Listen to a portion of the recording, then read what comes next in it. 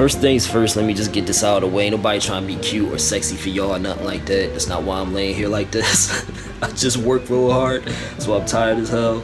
I ain't even feel like putting this tee on, so I just laid it across me. It's that wolf tee right there. Gotta get my cross promo on. It's that wolf tee right there. Get yourself one. But I just wanted to share this with y'all real quick while it's on my mind. If you are a small business owner, independent artist, anything along those lines, there's no such thing as over promotion. Don't ever let anybody make you feel self-conscious about how much you promote in your brand. There's a such thing as tasteful promotion or tasteless promotion, and I'll get to that later, but not over promotion. So promote. Advertising is everything. That's why you got companies spending millions of dollars just to get a slot during the Super Bowl and whatnot. Here's the thing, and I had to learn this the hard way. Does anybody really care about how much they see that Nike swoosh or whatever it's called, how much that's etched into their subconsciousness? Remember there was that trend of people just posting pictures on their Instagrams of Starbucks cups for whatever reason. Anybody care about that? Does anybody care how much they see or hear about their favorite celebrities, athletes, musicians, whatever? No, as a matter of fact, as I just alluded to, people will promote for these entities for free on their social media pages. People will buy merch just because that company's logo is plastered across their chest. These days, people might even go so far as to like get, a logo tattooed on them of these companies. So, even if someone's just going to work and saying, to their co-workers, what's it called, water cooler talk or whatever, hey, did you see that Kendrick performance last night? That's free promo for an entity that doesn't need your promotion because they already got millions of dollars to put into their ads. So the very least someone can do, calls themselves your fan, follower, supporter, friend, family, very least someone can do is not get offended by you promoting the hell out of your stuff when you're on that smaller level trying to reach to that level. You counting pennies. And people gonna get turned off, they're gonna mute you, they're gonna unfollow you, do petty stuff like that, or talk trash about all she do is promote their stuff.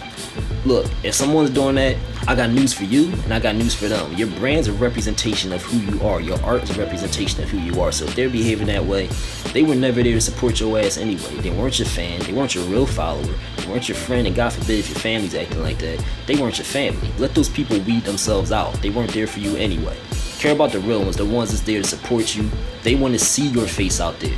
They want to see you talking about what you do as much as possible. They want to see you doing whatever you got to do to reach that Nike level, that McDonald's level, that Beyonce level. You know what I'm saying? And maybe one day they may even care enough to, retweet something or put you in their stories or put you on their pages as freely as they feel like putting, say, a Beyonce or a Nike, something having to do with their Nike, their sneaks or whatever on their pages. Unfortunately, we're in a world now where people do care about being cool. They want to do what everyone else is doing because it makes them look good. People want to show themselves and they don't want people to say, oh, they corny. People self-conscious about stuff like that. But there is some validity to the reasoning behind that, in the sense that these are already established brands, and this is what I was going to get to. You are not an established brand if you're on a small business level. You're an independent artist for the most part. You're trying to reach that level of, being a household name, probably.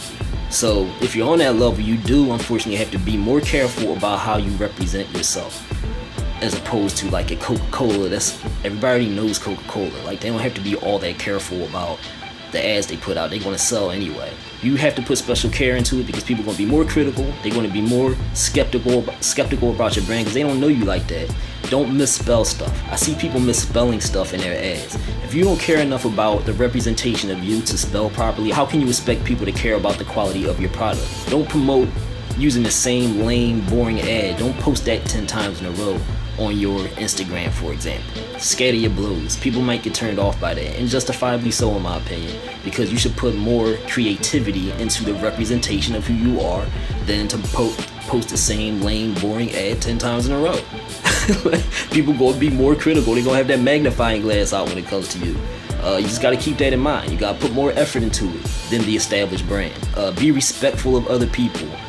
Don't be obnoxious in your posts. Anything can turn people off when you're on that smaller scale level, and some of it is justified. So just to recap, promote unapologetically, let the fake ones weed themselves out, let the real ones show and prove, but also promote, make sure you promote in good taste. That's the one caveat, because if people unfollow you or people get tired of your ass because you post the lame stuff, it is somewhat justified. Alright, so that's it. Taji Yakib, 2 fingers, 1 love.